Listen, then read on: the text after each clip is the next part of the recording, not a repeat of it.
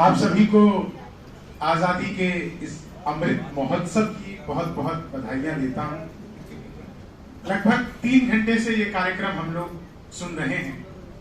सभी रस को आप लोगों ने भरपूर मन से सुना है और इस कार्यक्रम में जो सबसे अच्छी बात थी कि ये कार्यक्रम दरअसल कवि सम्मेलन के लिए नहीं, खाने के लिए आयोजित किया गया है। बात मुझे बैठकर पता चली। आप चिंता मत करिए, मैं भी खाने ही आया हूं और खाने और आपके बीच में सिर्फ मैं हूं। इसीलिए आप लोग जितनी जल्दी मुझे ऊट कर देंगे उतनी जल्दी आपको खाना मिल जाएगा। नहीं कर सकते हैं? बहुत बढ़िया। आप लोग सुन रहे हैं, सभी लोग मेरा वीडियो बनाने लग गए हैं। मैं आपको बताना चाहता हूं कि मेरा डिजिटल कैमरे से भी नेगेटिव आता है और मैं तो इस बात से डरा हुआ था। बार बार घोषणा हो रही थी 8 बजे लाइट चली जाएगी। मैंने कहा यार मैं तो दिखूंगा भी नहीं। ये लाइट 8 बजे बंद करके नंदिनी जी देश की बड़ी कवित्री बैठी हुई है, इन्हें मंच पर होना चाहिए था, लेकिन ये सुन रही है यहाँ पे, ये भी एक बड़ा सौभाग्य है। आओ भैया, ये सही असली श्रोता ये से समझ में आ गए कि ये कुछ नहीं करने वाले। पहले सीधे से सुन रहे थे, अब उल्टे से सुन रहे हैं। गाजियाबाद में बड़े बड़े कांड होते रहते हैं। आइए मैं 4-5 नई लाइनें आपको सुनाता हूँ, उसके बाद बहुत सारा कुछ पुराना सुनाऊंगा। कोरोना काल बड़ा ही अद्भुत बीता दोस्तों।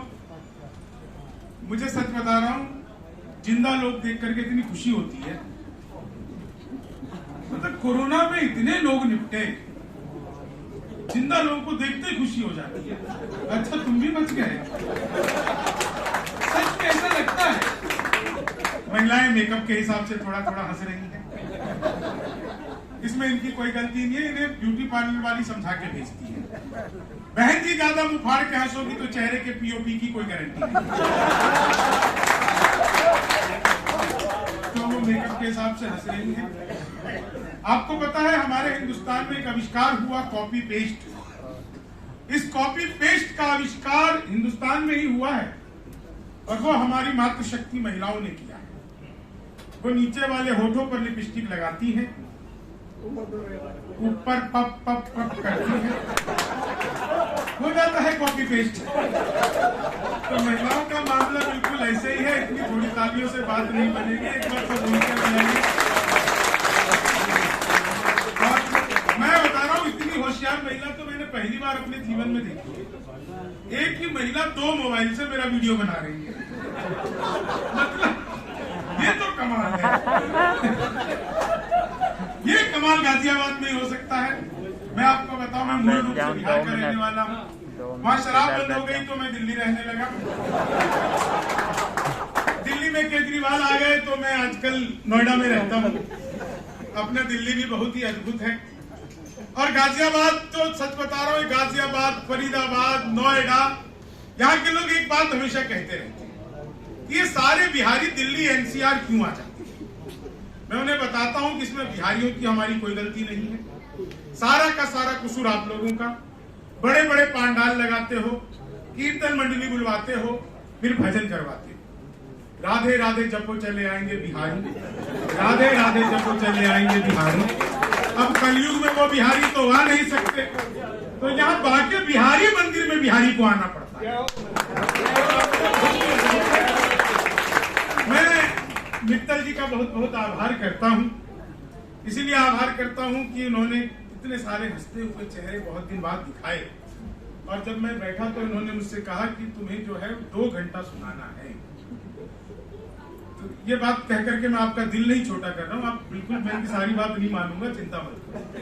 लेकिन आज भी बहुत ही अद्भुत है। इसलिए अद्भुत है दोस्तों कि गाजियाबाद एक औद्योगिक नगरी के रूप में जानी जाती है। उसको अगर कोई व्यक्ति साहित्यिक बना रहा हो तो निश्चित तौर से उसके लिए एक बार तालियां बजनी चाहिए। आज रुपए पैसे की कई बार मंच से हुई। मैं इस बात को बिल्कुल भी नहीं मानता कि रुपए पैसे में आप किसी भी कलाकार को, किसी भी कला को नहीं खरीद सकते, उसको कोई भी मान नहीं दे सकते। बस इतना भर है, आप लोग हंस लिए, ये हमारे लिए करोड़ों की बात होती है। इससे ज्यादा रुपए की कोई बात नहीं होनी चाहिए। बाकी तो जो मिलना है वो तो सब कुछ तय हो ही जाता है। और यकीन मानिए हमारे हिसाब से मिला होता तभी हम आए होते हैं, क्यों मित्तल जी? हमारे हिसाब से नहीं मिला होता तो हम कहीं और होते। जैसे अभी 17 तारीख को आपके यहाँ पे हो रहा है, हमारे 16 तारीख को हमारे हिसाब के पैसे नहीं दे रहे।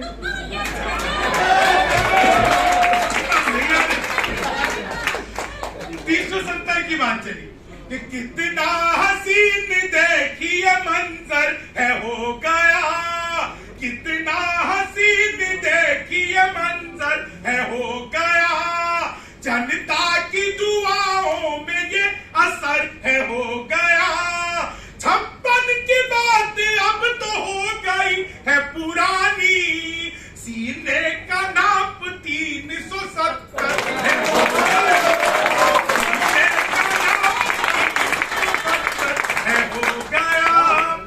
दीपाली जी यहाँ पर प्रेम प्यार की कविताएं सुना रही थी और उससे पहले भी प्रेम प्यार की कविताएं सुना रहे थे, हास्य में प्रेम प्यार ढूंढ रहे थे।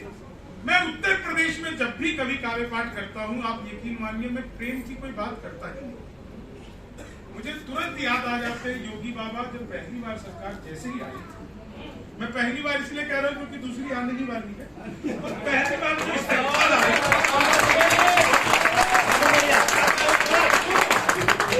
लाइसेंस जो होता है ना वो दोबारा नहीं बनता, रेन्यू कराया जाता है। तो बाबा का लाइसेंस ही रेन्यू होना है। लेकिन जब आई थी तो पहला काम किया एंटी रोमियो।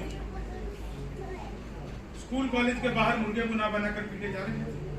उनसे पहले उत्तर प्रदेश की स्थिति ये थी कि कोई लड़का घर से बाहर निकले तो माँ बाप हर 15 मिनट में फोन करते रहते थे, बेटा कहाँ है, कब आएगा। अब स्थिति ऐसी है वो घर से बाहर निकलता नहीं कि माँ बाप को चिंता हो जाती है किसी स्कूल कॉलेज के बाहर मुर्गा तो नहीं बना। इस बात को ध्यान रखिए। 4 लाइनें आनंद की सुनिए। योगी बाबा उत्तर प्रदेश एंटी रोमियो और 4 लाइनें। जुल्फों में उंगलियों को फिराने नहीं देते, जुल्फों में उंगलियों को फिराने नहीं देते, कलियों के पास भंवरे को जाने नहीं देते, कलियों के पास, मैं खुद ही पहन लेता हूँ सबको खूब बांट, कलियों के पास भंवरे को जाने नहीं देते, इतनी सी शिकायत है हमें योगी आपसे, खुद से न पटी हमको पटाने नहीं देते, खुद से न पटी। बात पे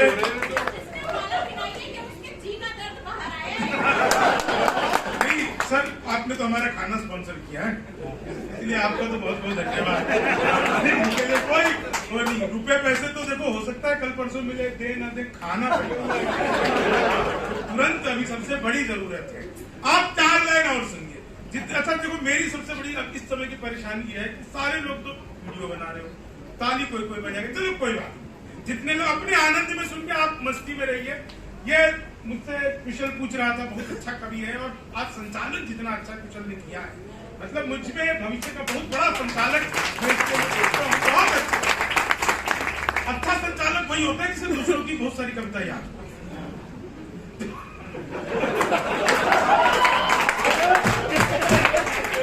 बहुत अच्छे तरीके से मुझसे पूछ रहा था कि भैया आपके बाल इतने बड़े बड़े क्यों हैं। मैंने इसे बताया कि मेरे बाल इतने बड़े बड़े क्यों हैं। आज हम अमृत महोत्सव की पूर्व संध्या पर यहाँ पर इकट्ठे हैं, तो मैं आपको अपने बालों का एक राज बताऊं कि दुश्मन जो देश का हो उसे पल में पटक दूं। ये मुक्तक बना कहाँ था वो भी मैं आपको बता देता हूँ। मैं और गौरव चौहान एक टीवी के कार्यक्रम में थे, क्रिकेट मैच होना था और पाकिस्तान के 4-5 शायर और हिंदुस्तान के हम 2 धुरंधर, वो 4-5 शायर हर बार कमजोर पड़ जाते थे। तो एक ने ऐसे ही टिप्पणी की कि ये कौन आदमी है आपके सामने टीवी पे बैठा हुआ, इसके बाल वाल कटवाओ, थोड़ी हवा आएगी तो ये हमारी सांस छोड़ेगा। ऐसी टिप्पणी कर दी तो मैं तुरंत मैंने कहा कि बालों के बारे में मत बोल देना, और मैंने 4 लाइनें सुनाई। वो मुझे अभी याद आ गई अचानक से कि दुश्मन जो देश का हो उसे पल में पट। आइए सर, ये हमारे मुख्य अतिथि हैं, धन्यवाद ज्ञापन सर जी। खत्म होने वाला है ये बिल्कुल सही समय पर आए सर। 15 मिनट के अंदर खाना खुलने वाला है।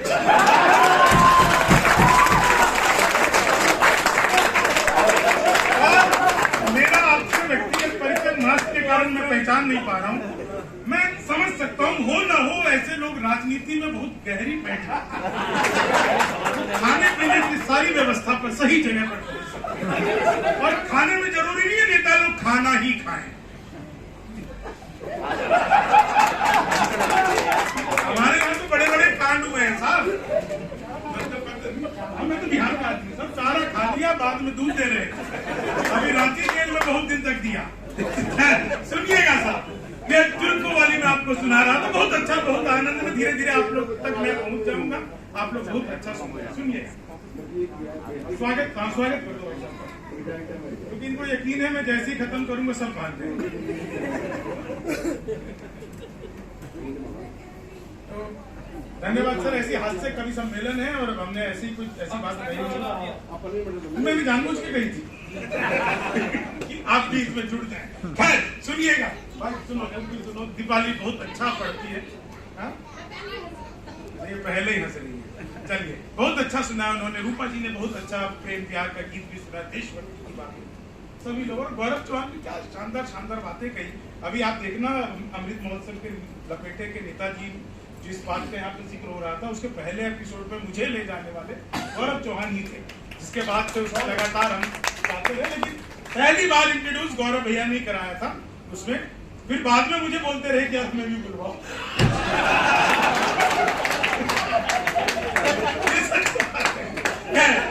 चार लाइन सुनिए साहब, ये कोरोना काल, कोरोना में सिर्फ अद्भुत था। मैं तो मंदिर में आया, मैं बिहारी आदमी, मैं मंदिर में गया, जैसे ही गया तो जहां भी जाओ वही सैनिटाइजर।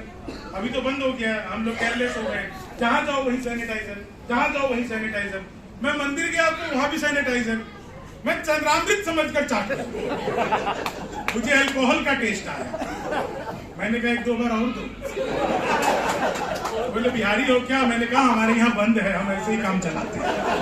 तो यहाँ का तो मामला अद्भुत है। लेकिन कोरोना में क्या हुआ कि बातों में वो पहले से अधिक मीन हो गई, बातों में वो पहले से अधिक मीन हो गई। मौका मिला तो 2 से भले 3 हो गई। करते थे सैनिटाइज जिसे इश्क से अपने, जाने वो किसके संग क्वारंटीन हो गई, जाने वो किसके संग क्वारंटीन हो गई।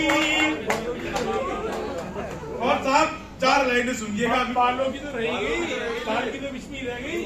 हाँ नहीं, वो तो हो गई थी। सुनो पाकिस्तानी वाली। हाँ, दुश्मन जो देश का हो उसे पल में पटक दूं, जो फालतू बोले मैं उसे एक रपट दूं। बालों को मेरे सब समझ न तुम, 2-4 दुश्मनों को तो जुल्फों से झटक दूं, 2-4 दुश्मनों को तो जुल्फों से झटक दूं। जो मिल गया पदक तो ये आंखें चमक गई, दुनिया में देखो हिंद की कैसी धमक गई। नीरज ने ऐसा भाला फेंका जिसको देख कर पाकिस्तानी सेना भी पीछे खिसक गई, पाकिस्तानी सेना भी। उन्हें कहा यार 90 मीटर तो ये भाला ही फेंक लेता है, तुरंत खाली करो एलएसी। और वो क्या कर सकते थे? पुरुष को माला पहना रहे हैं। ये मतलब गाजियाबाद में ही संभव है। धारा 377 सबसे ज्यादा यहीं पर ही लागू है। धारा 377 आप लोगों को पता है क्या है? सीधा समझ के लाए थे, उल्टा निकल गया। यही है। लिमका समझ के लाए थे, माजा निकल गया। सीधा समझ के लाए थे, उल्टा निकल गया। लिमका समझ के लाए थे, माजा निकल गया। और अगली लाइन सुनिएगा कि कानून का बदला खिली रिश्तों की हकीकत, कानून का बदला खुली रिश्तों की हकीकत चाची समझ के लाए थे, चाचा निकल गया। चाची समझ के लाए थे चाचा, और फिर चाचा से एक बड़ी कमाल की चीज याद आई। अब चौथी लाइन तो आप सबको भी याद आएगी। बहुत दिनों बाद, लगभग 6-7 महीने बाद कविता पढ़ रहा हूँ तो बहुत सारी चीज जो मैं अक्सर सुनाया करता हूँ कि तुम तोड़ो वादार हम निभाते रहेंगे, नाराजगी ऐसे भी हम जताते रहेंगे, जब तक नहीं आते हैं 15 लाख खाते में, तब तक तुम्हें मोदी जी हम जिताते रहेंगे, मोदी जी हम जिताते रहेंगे। ख्वाबों में तेरे रंग कोई पिंक नहीं है, और पास तेरी अब ये कह रहे थी अब मेरा वोट तुम ही दिया, मेरा वोट तुम ही डाला। पहले ऐसा हो जाता था सर, मैं तो खुद 2 बार साड़ी पहन के वोट डाला। किसी को क्या पता लग रहा है? शुरू में बता दिया था। मैं सच बता रहा हूँ आपको, इस कोरोना काल में मैंने हेलमेट पहना और स्कूटी लेके घर से बाहर निकल गया। 5 मोटरसाइकिल वाले मेरे पीछे 8 किलोमीटर तक पीछा किया। बाद में मैं रुका, मैंने जब हेलमेट उतारा तो उसी हेलमेट से मुझे कूटा। बोले एक तो पेट्रोल इतना महंगा है और तेरा पीछा कर रहे थे। बालों को देखकर कंफ्यूज हो गए थे। तो अपना मामला बिल्कुल ऐसे ही है। मनमोहन मित्र जी बता देना कहानी नहीं सुनाना है। 5 साल नहीं, देखो हॉल का टाइम है, खाने पीने का टाइम है, और इतने में ही जान छूट जाए तो और बेहतर है। मैं तो चाह रहा था आप 1-2 मिनट बोलो, लेकिन साहब सुनना ये कौन सा सुना रहा था भाई कुशल में? तुम लोग मुझे सुन पा रहे थे, आपस में बात कर रहे थे। ख्वाबों में, देखो नंदिनी जी ढंग से सुन रही थी। ख्वाबों में तेरे रंग कोई पिंक नहीं है, और पास तेरे अपनी कोई थिंक नहीं है। राहुल को लगी ठंड तो मोदी ने ये कहा, आधार से रजाई तेरी लिंक नहीं है, आधार से रजाई तेरी लिंक नहीं है। मायावती हाथी के अंडे फोड़ रही है, ममता बनर्जी बाहें बस मरोड़ रही है। मोदी ने देखो कैसा यार काम कर दिया, पप्पू की बहन चाय पत्ती तोड़ रही है। देखो प्रियंका चाय पत्ती तोड़ने पहुंच गई थी पिछले असम के चुनाव में। बाद में पता चला कि चुनाव भी पूरा नहीं लड़ा। तो कमाल है, हमारा देश सचमुच अद्भुत है। मैं 4 लाइनें आपको और सुनाता हूं और आप लोगों को हास्य व्यंग के एक अलग ही माहौल में ले चलता हूं। आप लोग सचमुच बहुत अच्छा सुन रहे हैं। माला इतनी इकट्ठी हो गई है जिसको बेचकर एक कवि की पेमेंट हो सकती है। मतलब आप समझ सकते हैं कवि की पेमेंट कितनी है। नहीं, आजकल माला बहुत महंगी है सर। कोरोना काल में 500 रुपए की बेची मैं तो ऐसे ही मिल जाता था। मैं तो आपको सच बता रहा हूँ, कोविड में अद्भुत था। एक दिन मैं घर से सूजी लेने गया था, बेसन लेके लौटा। हाँ, लेकिन वो कैसे वो रहने दो, वो समझ गई। लेकिन 4 लाइन सुन, बेसन लेने गया था। अरे नहीं, उल्टा सीधा कुछ नहीं। आप 4 लाइन सुनो। पुलिस वाले भी तो उल्टे तरीके से मार रहे हैं। मैं बेसन लेने गया था, सूजी लेकर लौटा। ये मैं बताना चाह रहा था। लेकिन कवियों से गलती भी हो जाए तो पता नहीं लगनी चाहिए किसी और को की गलती हो गई। यही, और बिहार के कवि तो अद्भुत ही होता है। आपको याद है मोदी जी आए थे 8 नवंबर को। भाई और बहनों, आज रात 12 बजे के बाद 1000 और 500 के पुराने नोट लीगल टेंडर नहीं रहेंगे। इतना सुनते ही पति बड़ा खुश। उसे आज भी उम्मीद है मोदी जी किसी दिन रात को 8 बजे आएंगे। मित्रों, आज रात 12 बजे के बाद आपकी पुरानी शादियां लीगल टेंडर नहीं रहेगी। इतना खुश हो रहे हो भोले भाई। बाबूजी जो किसी बात पर नहीं हंसे, इस बात पर सर मत भूलिए वो नरेंद्र मोदी है। 1000 रुपए का लेके 2000 का वापस किया। आप 40 साल की जमा करवाने जाओ, 80 साल की जमा बीवी लेके जाओगे, दादी लेके लौटोगे, कहीं पर भी चले जाएंगे। मोदी जी ने वो शुरू कर दिया डिजिटल इंडिया, आप सबको याद होगा। मैंने अखबार में विज्ञापन देखा, घर बैठे मिठाई मंगवाई। मैंने कहा पिज्जा बर्गर तो खूब मंगाया था, मिठाई कैसे मंगवाएंगे मित्तल जी। मैंने अखबार में दिए हुए नंबर पर फोन किया तो उधर से कंप्यूटर रिकॉर्डेड आवाज, डिजिटल इंडिया शुरू हो गया। बोले नमस्कार, अग्रवाल स्वीट कॉर्नर पर आपका हार्दिक स्वागत है। मिठाई लेने के लिए 1 दवाई, चाट पापड़ी के लिए 2 दवाई, आजकल सब कुछ इसी जगह मिलता है। गजक रबड़ी के लिए 3 दवाई, नमकीन के लिए 4 दवाई। मुझे मिठाई चाहिए थी, मैंने 1 दवा दिया। बोले लड्डू लेने के लिए 1 दवाई, बर्फी लेने के लिए 2 दवाई, कलाकंद लेने के लिए 3 दवाई, जलेबी लेने के लिए 4 दवाई। मुझे लड्डू चाहिए तो मैंने 1 दवा दिया। बेसन के लड्डू लेने के लिए, दूध के लड्डू लेने के लिए 2 दवाई, मोतीचूर के लड्डू लेने के लिए 3 दवाई। मुझे बेसन का चाहिए था, मैंने 1 किलो लेने के लिए 1 दवाई, 2 किलो लेने के लिए 2 दवाई, 3 किलो लेने के लिए 3 दवाई, 100 किलो लेने के लिए 4 दवाई। वो 1 दवाना था, गलती से 4 दवा। मैंने कहा तो फंस गए, लेकिन फंस गए तो काहे के बिहारी। मैंने वही किया जो आप सब करते हैं। इस मामले में पूरा देश बिहार, अपने पे आते तुरंत चालाक निकलते, तुरंत ही फोन काट दिया। 1 मिनट बाद कॉल बैक आ गए। बोले जी नमस्कार, हम अग्रवाल स्वीट कॉर्नर से बोल रहे हैं, आपके यहाँ से 100 किलो बेसन के लड्डू का ऑर्डर आया है, मिठाई किस पते पर भिजवानी है। मैंने कहा यार ये फोन किसने किया, मुझे तो पता नहीं। घर में हम 15 भाई बहन हैं, सबसे बड़े वाले से बात करने के लिए 1 दवाई, उससे छोटे से बात करने के लिए 2 दवाई, उससे छोटे से बात करने के लिए 3 दवाई। आप लोग जोरदार तालियां।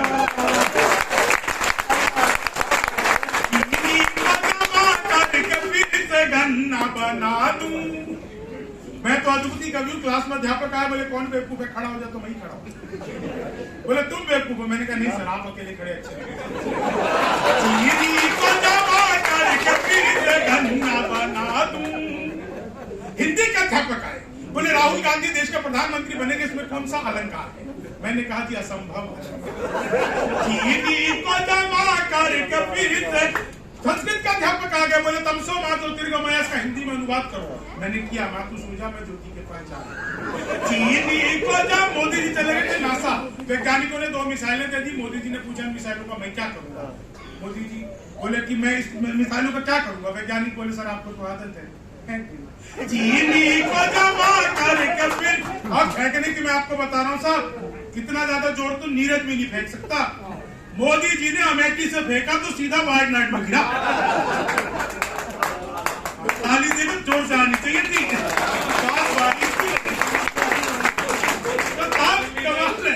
तो राहुल गांधी को, बेचारा राहुल भी कमाल की, इतना ही क्यूट है वो भी। चीनी को जमा करके फिर से गन्ना बना। अंग्रेजी के अध्यापक आ गए, बोले खूबसूरत लड़की को अंग्रेजी में क्या कहते हैं। मैंने कहा कि खूबसूरत लड़की को अंग्रेजी में आई लव यू। चीनी को जब गणित के अध्यापक आ गए, बोले एक्स की वैल्यू बताओ। मैंने कहा जो हमें छोड़कर चली गई, हमारी नजरों में उसकी कोई वैल्यू नहीं।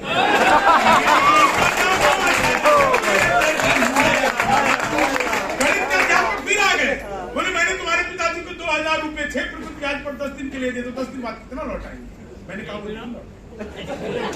बोले क्यों तुम्हारे पिताजी गणित नहीं जानते। मैंने कहा आप मेरे पिताजी आज तक का लिए एक का नहीं लौटा, आपका भी नहीं लौटाया। चीनी को जमा करके फिर से गन्ना बना दूं।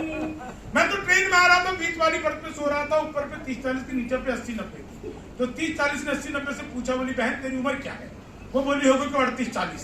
अब उसने उससे पूछ लिया तेरी क्या है, बोली होगी कि 18-20। मैं तो 20 का बरस से धड़ाम से नीचे गिरा।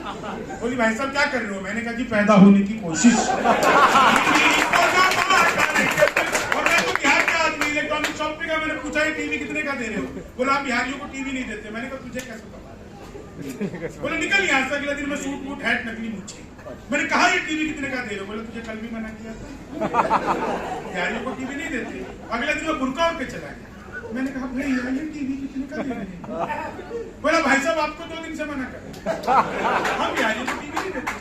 मैंने कहा मत दी, लेकिन ये बता तुझे पता कैसे लगता है मैं बिहारी?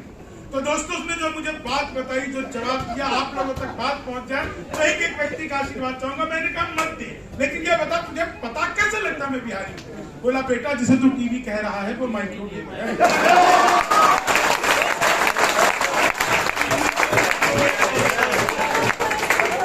माइक्रोवेव को टीवी बताने का कॉन्फिडेंस मैं सच बता रहा हूँ दुनिया में किसी के पास नहीं। चीनी को जमा करके फिर से गन्ना बना दूं। विज्ञान के अध्यापक आ गए, तो बच्चा रो रहा है या हंस रहा है? नहीं, जब मैं रोता हूँ तो ऐसी आवाज आती है, पता ही नहीं चलता आदमी कब किस बात पर रोने लगता है। कई बार तो मैं गाते गाते भी रोने लगता हूँ, लोग को पता ही नहीं चलता कि क्या कर रहा है। लेकिन खैर सुनिएगा, 4 लाइनें सुनिएगा और अपने कार्यक्रम को समाप्त कर दूँ। मित्तल जी टेंशन में आ गए, बोले खत्म करो सारे आगे। लेकिन कोई बात नहीं, मतलब आदमी हंसता हुआ भी टेंशन में आ सकता है। ये कमाल है, सचमुच हमारा देश अद्भुत है। लेकिन चलिए आप लोगों ने बहुत समय दिया, मैंने आप लोगों का बहुत समय लिया। मित्र मिले हम 4, एक बोला सुन यार जोश के बिना तो ये जवानी सुनी सुनी। मैं जिस जगह पे हूँ ये दादा कुंवर बेचैन। आप सभी को कोरोना काल में वो हमारे बीच में नहीं रहे, और जब उनकी अंतिम शव यात्रा थी तो बड़ा दुर्भाग्य था दोस्तों कि कोविड प्रोटोकॉल के कारण बहुत सारे लोग चाहते थे शामिल होना, कोई भी नहीं हो पा रहा था। मैं घर में बैठा था, मेरे दिमाग में आया कि जब दादा जा रहे हैं, स्नेह रखते हैं, तो मैं जाता हूँ दूर से खड़ा होकर के देख लूंगा। और दुख इस बात का रहा बहुत कि जब मैं पहुंचा तो सिर्फ 3 लोग थे उनके दाह संस्कार।